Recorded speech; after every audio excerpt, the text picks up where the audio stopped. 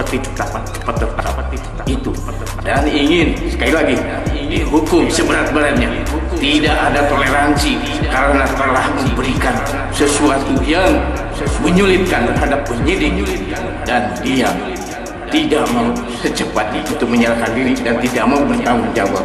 Semoga sekali lagi dihukum seberat-beratnya, dihukum seberat-beratnya.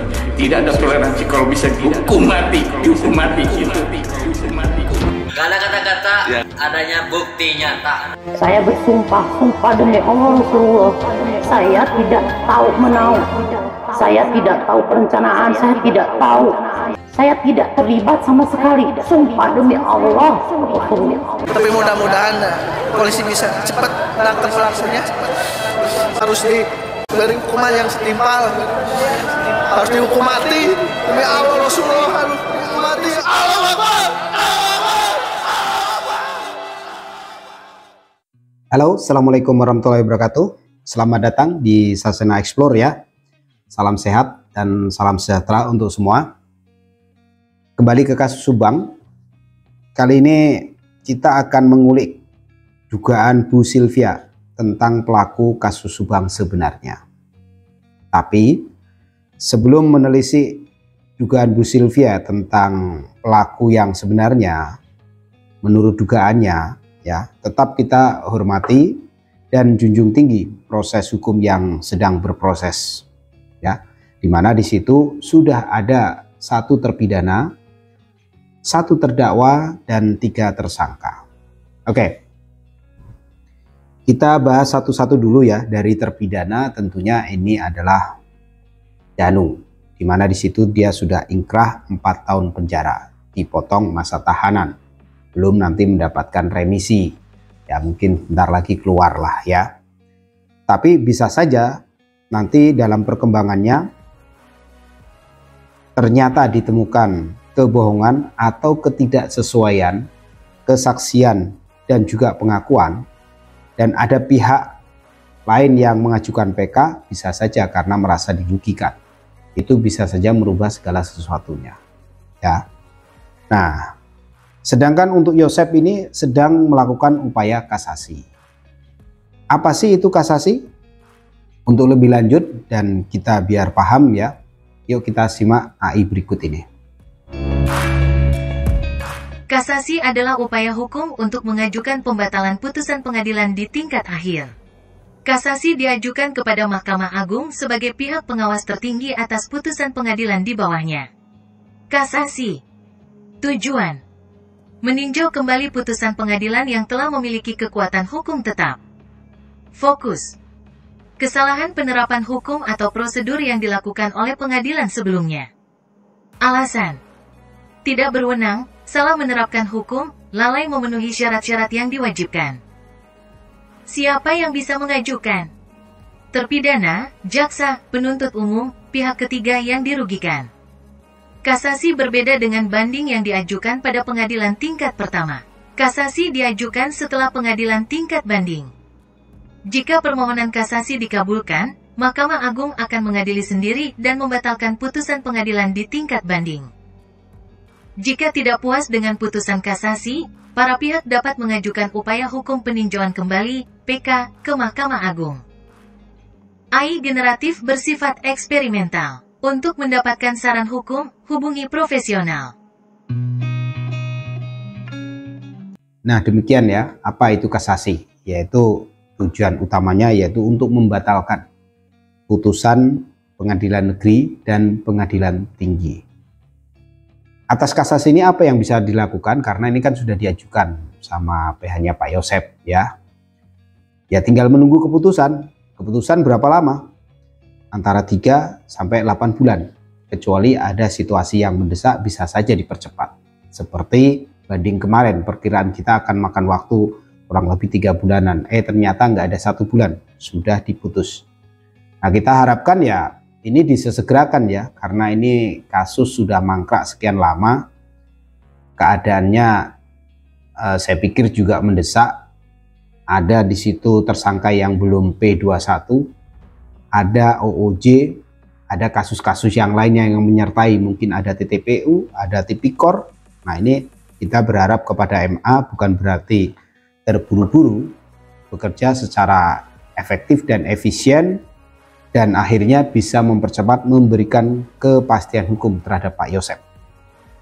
Oke, lantas saat ini kira-kira apa yang akan dilakukan oleh Bu Sylvia terhadap kasus Subang ini? Sebelum kita nanti mengulik-ulik ya, dugaan Bu Sylvia itu pelaku sebenarnya siapa. Ya, kalau saya begini ya, kasasi sudah untuk Pak Yosep. MAA. Nah ini tentunya perlu segera ditindaklanjuti. Mumpung belum P21, ya alangkah baiknya untuk memberikan suatu kepastian hukum terhadap kliennya. Karena dia juga kan sudah, katanya sudah meminta tuh, kira-kira 3 kliennya ini ditersangkakan itu dengan alat bukti apa ya. Mungkin kalau cuman minta salinan dan lain sebagainya kurang kuat, kan dia bilang akan mengajukan pra peradilan karena memang dalam peraturannya ternyata boleh ya mengajukan pra peradilan lebih dari 1 kali.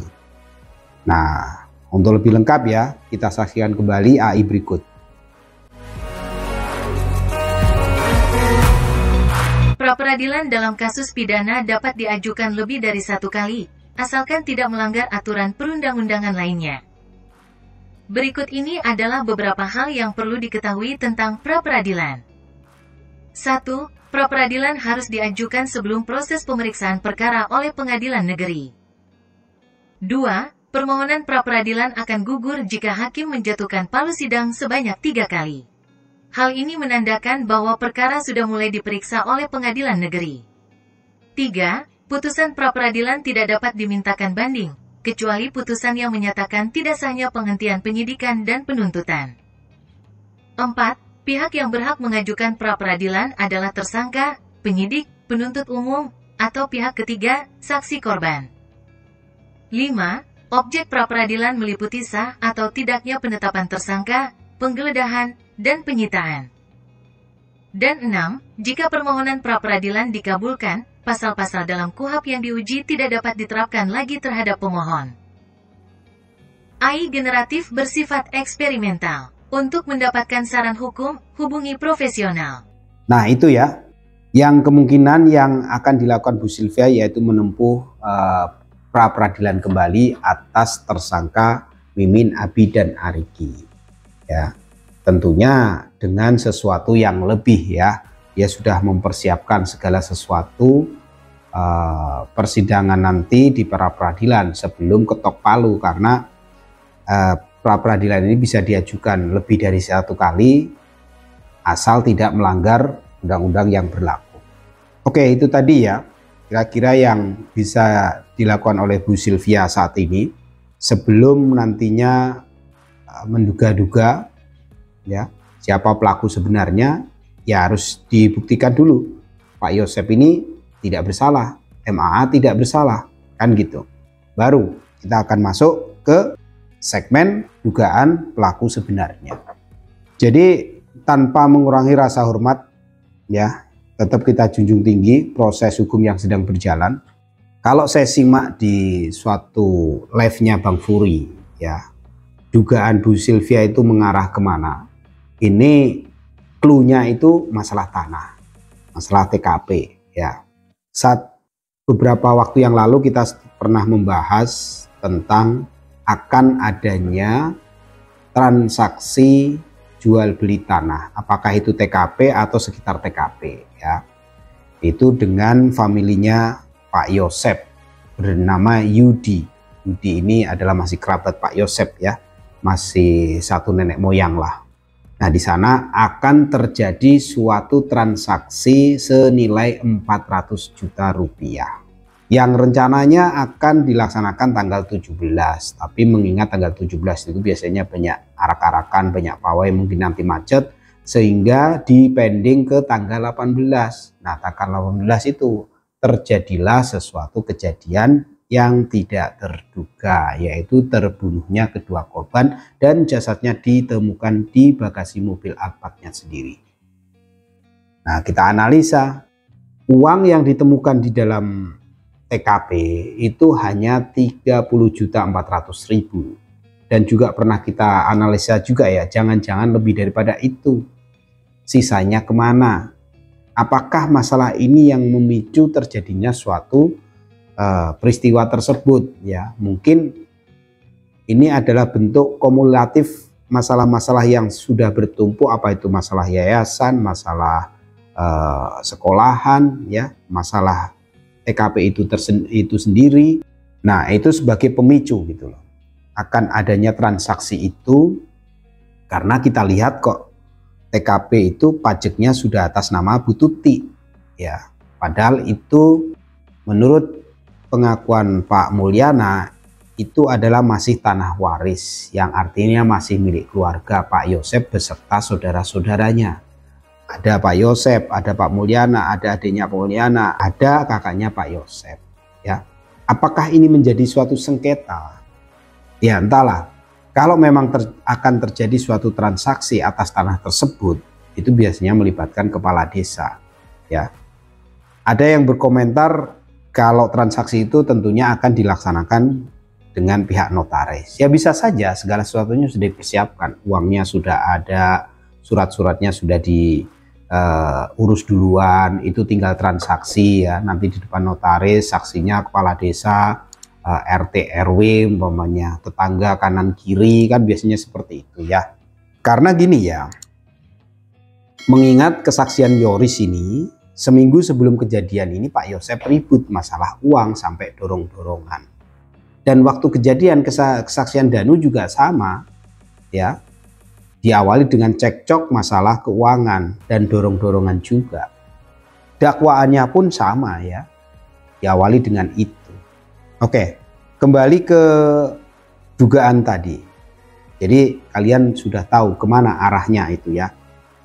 Ya memang sih pernah kita sepil, kan nggak begitu lama kemarin saya bilang dalam kasus Subang ini ada dua kubu besar, yaitu mengarah ke Yoris dan Pak Yosep, dan ada serpihan-serpihan mengarah pihak lain. Kayaknya ini mengarah ke yang pihak lain gitu loh. Padahal sekarang yang sedang berproses ini adalah Pak Yosep dan CS-nya tentunya, ditambah Ramdhanu.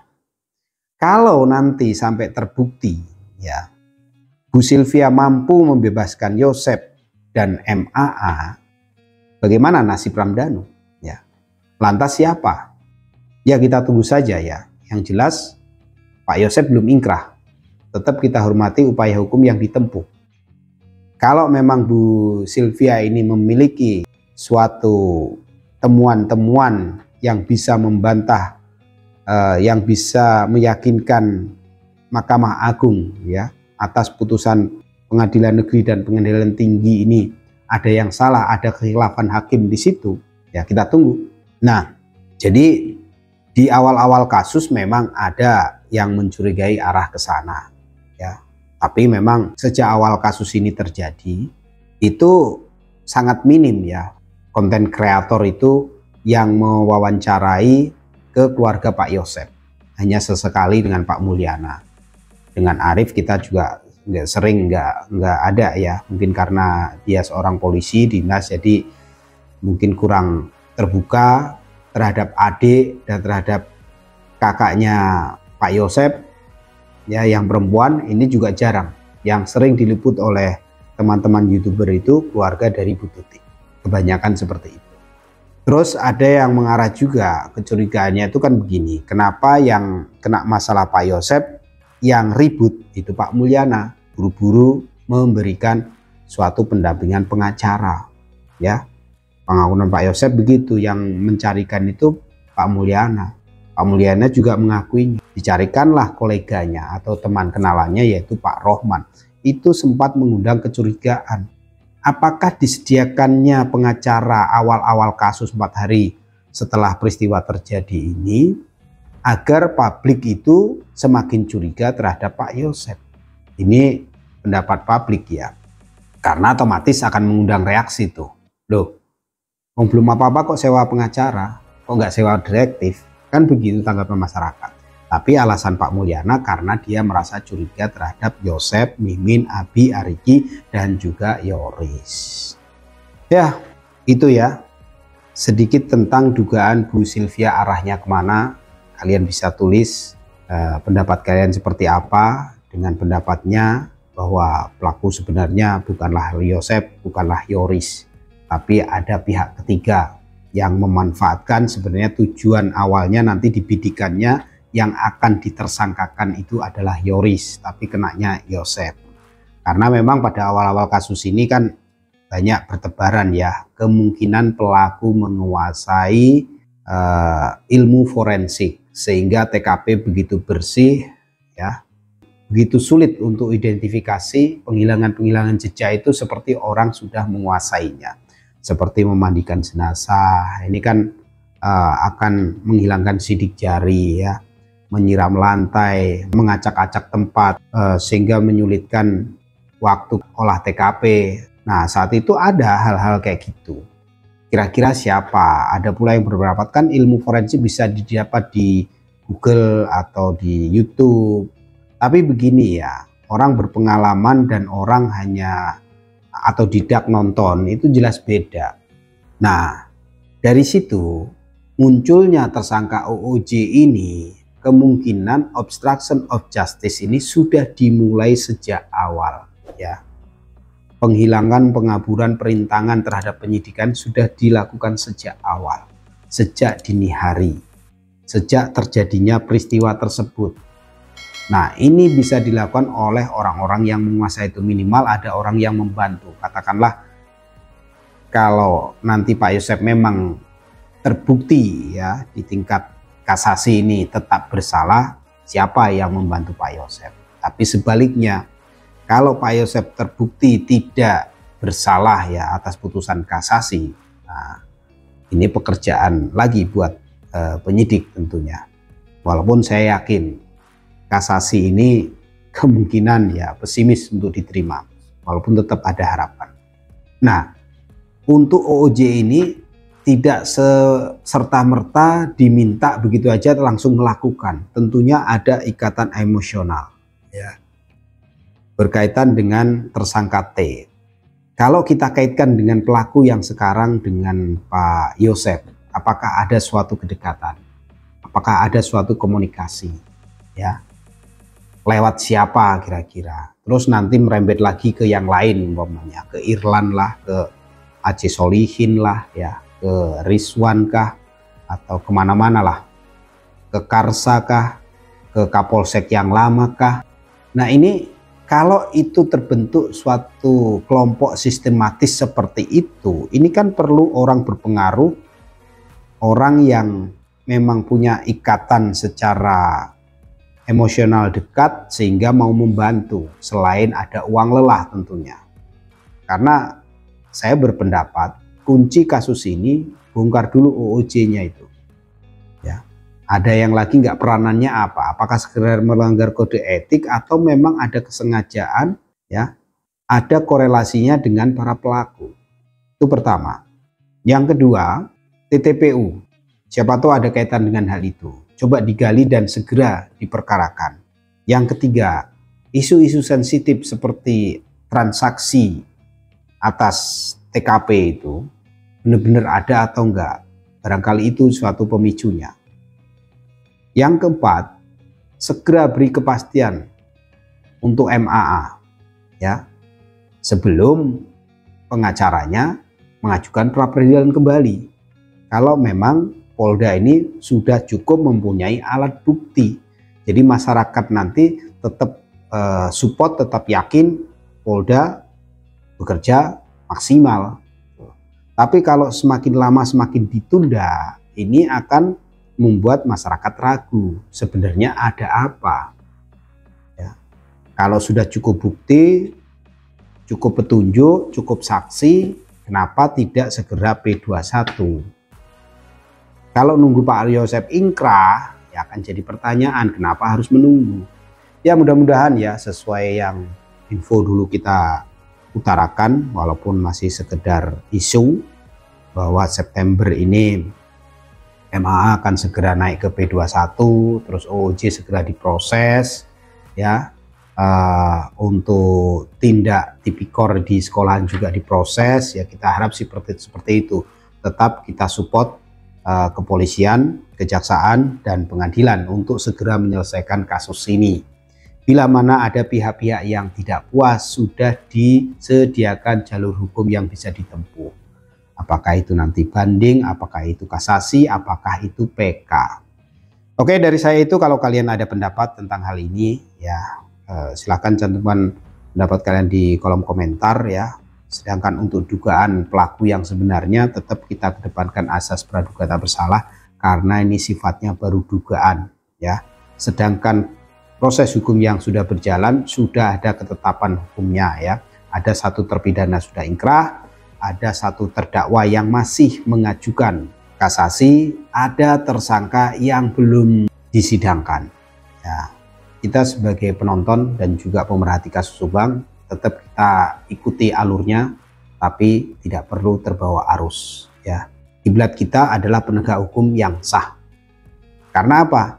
Kita sebagai warga negara, termasuk para lawyer, kalau ada masalah ya larinya juga ke polisi, gitu loh. Nah, polisi ini memang tidak semuanya baik, mungkin oknum-oknum juga ada, tapi saya yakin masih banyak yang baik. Oke, saya kira itu ya. See you next time. Assalamualaikum warahmatullahi wabarakatuh.